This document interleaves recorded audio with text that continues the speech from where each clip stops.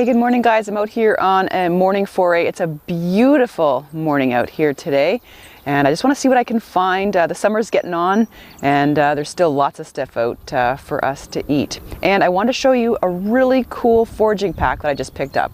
All right, so let's take a look at my new foraging pack. I had this made for me, custom made by Corey at ADK Baskets. I'm going to put a link down below in the description box so you guys can check it out. I discovered Corey on Instagram, and take a look at this beautiful foraging basket. Corey is a basket weaver, and I had this, I went on Instagram and I follow lots of different people on Instagram, and I followed Corey because I found these baskets are gorgeous. You should see what he can do. So I contacted him and I asked for a custom foraging pack. He sells like really big ones as well, which I may get in the future, but I wanted a little, little hipster here. So it's gorgeous. Take a look at this. So I wanted the fanny pack style, sort of like something to go off on my hip. And I really liked some of the colors that he offered. So I requested that I get like kind of a dark, kind of coffee colored stain with some red accents. So you can see that on there. On top, there's a wood top to it with a little elastic latch. And take a look at that. Let's take a look inside. So inside, if you guys take a look, you can see how he's woven it. So you're getting some big mushrooms or some bigger items. You don't have to worry too much about the bottom, but if you're doing berries or smaller stuff, what I like to do is I have this little mesh bag. I'll kind of lay it down here in the bottom so that things don't fall out on me. See, just like that, I kind of put it in the bottom of the basket. It also, I'll put the lid back on here. It comes with some leather straps right here, and I just have my leather belt, so it's really handy. I just put it around my waist. So today I'm going to use this basket to collect what I find. It's really, really light. It's made of wood and these little thin straps of wood. So let's take this on a little journey today. We're going to get a few things for the summer dinner table, and I'll show you what those are in just a sec. But don't forget, follow Corey on Instagram. He's really awesome. This basket came to me really quickly, like I think within 2 weeks of my order. He's out in New Hampshire. And he makes all kinds of things. So the baskets that go on your back, these little fanny packs. He also makes baskets for fly fishing. Okay, so he got those. Makes quivers for your bow and arrow and stuff like that. Whatever you want, you just tell him what you want. He can weave it. So and he's really, really fast, and the prices are reasonable for what this beautiful craftsmanship. All right, let's head out in the field and do some foraging. Oh, perfect. So look at these little tiny milkweed pods. We're ahead of schedule this year, I think, because the weather has been so good. I'd like to harvest tiny milkweed pods to make my milkweed and chickpea salad. So this is the perfect size, when they're about 1 or 2 inches. I've got my little Opinel knife here today to grab some of these. So these are the perfect size. If you get them too big, they end up being like extremely tough and leathery. So that's what we're looking for, these little guys right here. You can see the size. These guys are pretty tiny, but this is what I want for my salad. So let's pop this in my little basket here. Just love this. This is so exciting. I like it too that the bottom is open. So, if you're doing your mushroom forays, you can certainly, keep spreading the spores around. Corey also can cut little openings in the top of this for you guys if you wanted. So that you can quickly access the basket, or if you're doing some fly fishing, it's got an opening in those baskets as well. I'm gonna move forward and get a bit more milkweed from another plant. I don't want to take them all off of this one. We want it to go to seed as well. So I'm walking down this trail. There are zillions of little tiny frogs. You gotta watch not to step. Oh, there's one. You gotta watch not to step on them. It's a brilliant year for frogs and stuff like that. They love it here because, of course, there's ponds out this way, and that's where they developed. So, yeah, great day. Brilliant. Here's another one. Let's grab some more. What I love about this basket is the top just flips up and snaps right back down, so I really don't have to worry too much about losing stuff. If you need a knife, you can just kind of pop these guys right off. Remember to leave some on the plant. There you go. That's what they look like. Get all that latex on your hands, so your hands get sticky after a while. Here's some parsnip. I don't know if you guys have ever seen that. You got to be really careful. This stuff can cause tremendous burns on your skin if you grab it by accident. So you guys have heard of like hogweed and stuff. Well, this is parsnip, and the sap in here is pretty caustic, so you want to be really careful. Ah, yes, this is what I wanted. Look at raspberries, woohoo! All right, we're gonna grab some raspberries. Oh, it smells so good. Birds love it too. You can hear them. Red-winged blackbirds getting really ticked off at me here. But let's grab some fresh raspberries. Mm-mm.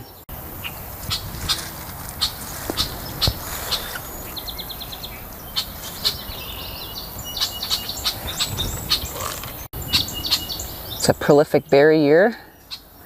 Lucky me. Oh man, this is so good. Make some raspberry ice cream or something like that, something good. I'm gonna be here all day getting these, that's for sure. Mmm, so good. Can't beat a fresh raspberry in the summer. Man, love it. Of course, I think you end up eating more than you actually put in your basket, but hey, it's all good. This patch behind me is huge. What a great year for berries. Of course, don't forget guys, if you're out foraging for berries, there are bears around and other critters that like them as well. So always be safe. Carry some bear spray, you know, especially if you're in an area where you may encounter a bear, and remember to stay bear wise. This is gonna take me a while. I wanted to show you what goldenrod looks like. This is not ragweed, this is called goldenrod, and it makes an excellent tea. It is an edible plant. I don't know if you guys knew that. So certainly the flowers can be made into a really nice tea. So they're just about coming out now. So let's take a look at those flowers. They're nice and yellow. I know a lot of people think this is ragweed, you know, allergy season and stuff. Certainly everything produces pollen, but this isn't ragweed. This is goldenrod. So you can make this into a lovely tea. So you guys know I have a lot of this at the cabin. So it grows pretty prolifically. So what you can do for the tea is you can take sort of the top part of the plant with the mixture of the flowers and the leaves there, and you can sort of stick this in your pot, add some boiling water and let it steep for, I don't know, at least 10 minutes, and then you can drink it. So it doesn't really smell like anything, but there's lots of reported benefits of the goldenrod. So let's grab some for the pack. And there you go. Hey, look at that. There's a little baby bird there being fed by its mum. It's looking a little warm. It's pretty hot out there today. Lots of wildlife here in this area. And lots of fledglings on the ground. That's nice to see. The next generation. Well, here's the next wild medicinal I'm going to collect. This is yarrow. I don't know if you guys have seen that before. You probably have in some of my videos. But next time you're out in the woods, take a look for it. Or in meadows. It's a lovely plant. It's a medicinal. You can use it to help stop bleeding if you're bleeding in the field.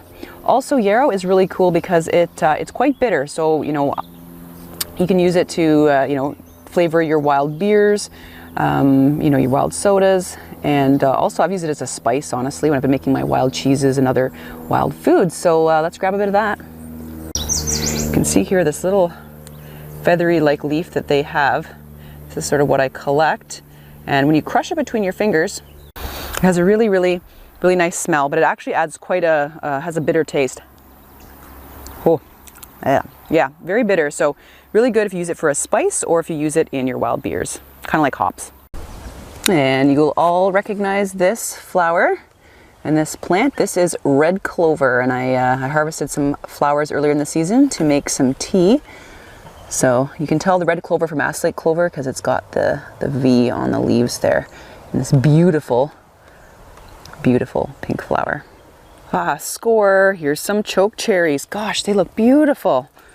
Look at that.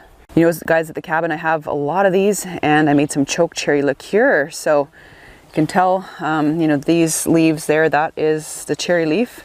Kind of pale on the underside and serrated edges. Nice and waxy. And a beautiful, beautiful berry. They have a really astringent quality, so if you bite into them raw, it literally in seconds dries your mouth out. The pits contain cyanide, so definitely you don't want to be crunching on a pit or swallowing them. But what I do is I turn them into chokecherry jelly, or I make chokecherry liqueur. So, oh, they're looking just about ready. Can't wait to go to the cabin soon and pick a bunch for the season. Oh, it's like your tongue instantly dries out when you have this. I know it sounds nasty, but I don't really advise eating them raw because it's like, I don't know, it's like the cinnamon challenge. There's like no water in your mouth after you nibble into one of these. Now inside, I'm just going to show you, they have a single, you can see that, a single little pit in there. It's not multiple seeds, it's a single pit.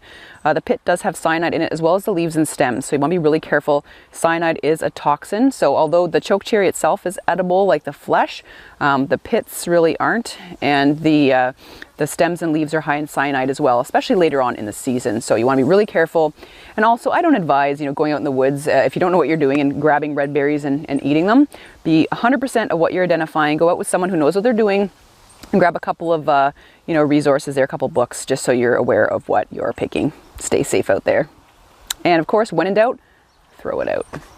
Well, what do we have here? We have some poop that's full of berry seeds, full of raspberry seeds. So I think there's probably some coyotes and stuff around here. Gonna be careful. Of course, a lot of the high fiber in their diet and eating a lot of fresh fruit this time of year, their poop's a little mushy. So I'll just be careful. It's getting kind of thick in here. You never know who you're gonna run into. A little downy woodpecker. Just getting some insects from the tree. You're never alone when you're out in a foray. So all along this pathway is actually plantain, and it's an edible as well. You can use the leaves for salad. Also, right here is the flower head, and you can actually pound the seeds into making flour. So you need a lot of that for that, but just take a look down, even at the pathway, not just the side of the path. You can definitely find some wild edibles.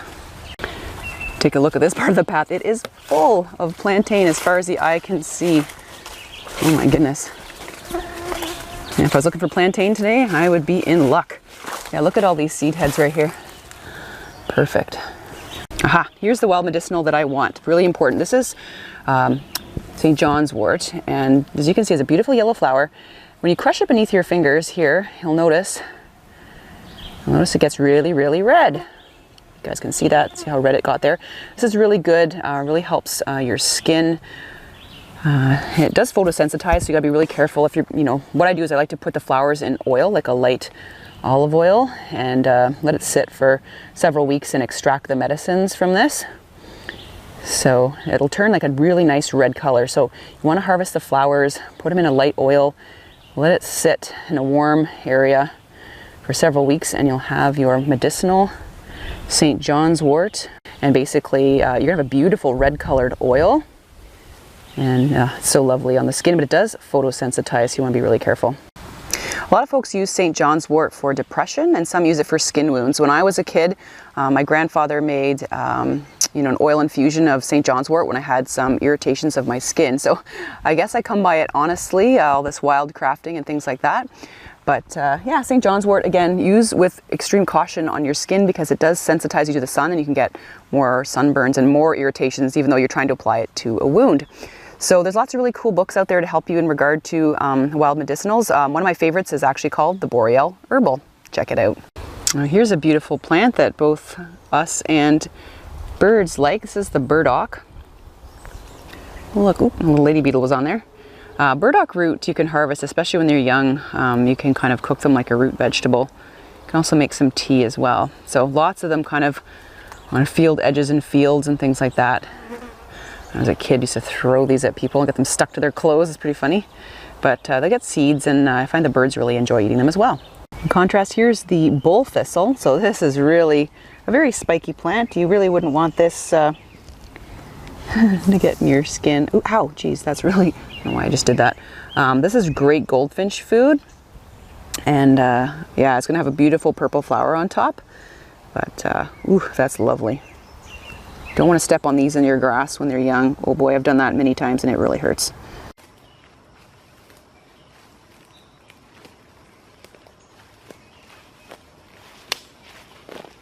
Well, I found the stinging nettles. They're back there. Oh, my legs are on fire. I was walking through there and I looked down and I couldn't believe my eyes. I'm standing in a patch of nettles. Ugh, my legs are killing me, guys. Yeah, that's a mistake. Anyway, nettles are awesome. You can make them into a tea, but you have to boil them first to get out the toxin. I'm not going to grab one because it's going to kill, but I just want to let you know there are nettles in here. Ouch! Oh, what a mistake. Right down there, you can see them. They've got all those little stingers on there. My legs are on fire. They inject a bit of an acid under your skin, so ooh, why do I wear shorts? Well, the sting of the nettles has worn off, and yes, I've learned my lesson. Look where you step or you could be sad. Anyways, check out these beautiful flowers behind me. It's such a nice time of year to get out in the woods, the fields, get out in the wild and go around for a forage. Pretty soon winter will be here, so get out and enjoy it while you can. I want to thank Corey for the awesome pack, my really nice foraging pack. I think it's gorgeous and it's worked really well. It's ultra light and suits my needs perfectly. I hope you guys enjoyed the video and we'll see you again next week. Take care.